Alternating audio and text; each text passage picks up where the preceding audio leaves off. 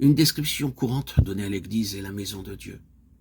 Mais ici, nous devons être clairs quant aux termes que nous employons. Quand nous parlons d'une maison, nous pensons immédiatement à son édifice, une bâtisse.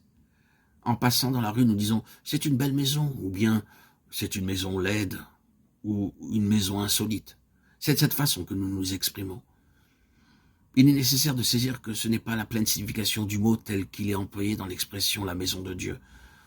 Nous serions plus proches de la vérité si nous changeons l'expression en les habitants d'une même maison, car là est réellement la pensée.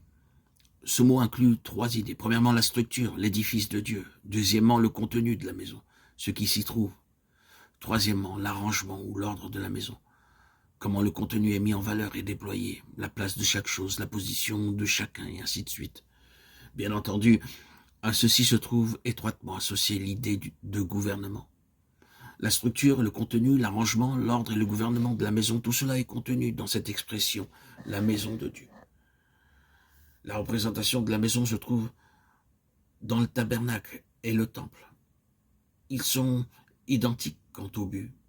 Il y a 2 idées principales en relation avec ces désignations.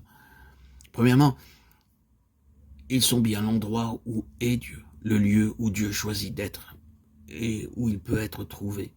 Et normalement, c'est dans son tabernacle, dans son temple, dans l'église. L'église est supposée être, elle est en vue d'être l'endroit où l'on trouvera Dieu, où Dieu est présent. Il ne s'agit pas d'un édifice, mais du peuple de Dieu. Il se choisit un endroit pour lui-même. Combien sont nombreuses les illustrations se rapportant à cela dans l'Ancien Testament. Psaume 132, 13, 14. Son propre fils déclara « Car là où 2 ou 3 sont assemblés en mon nom, je suis là au milieu d'eux. » Matthieu 18, 20. C'est ici l'énoncé d'un principe éternel.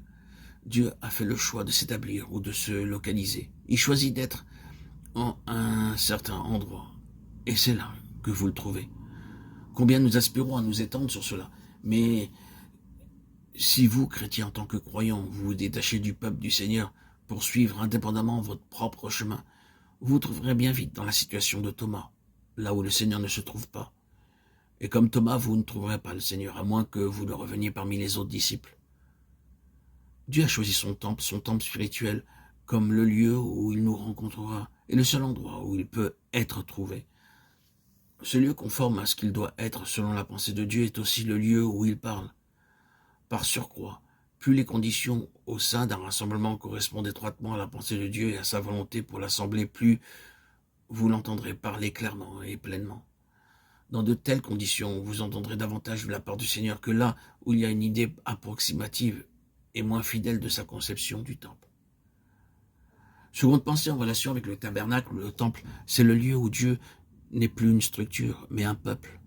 Donc, le temple exprime la pensée d'un peuple qui adore. Qu'est-ce que l'adoration ? Nous avons souvent défini l'adoration comme le fait où tout est amené sous la direction de Dieu, tout est dirigé vers le Seigneur. C'est ici la sainteté ou entièreté à l'Éternel. Tout étant pour lui. Voilà comment l'Église devrait être.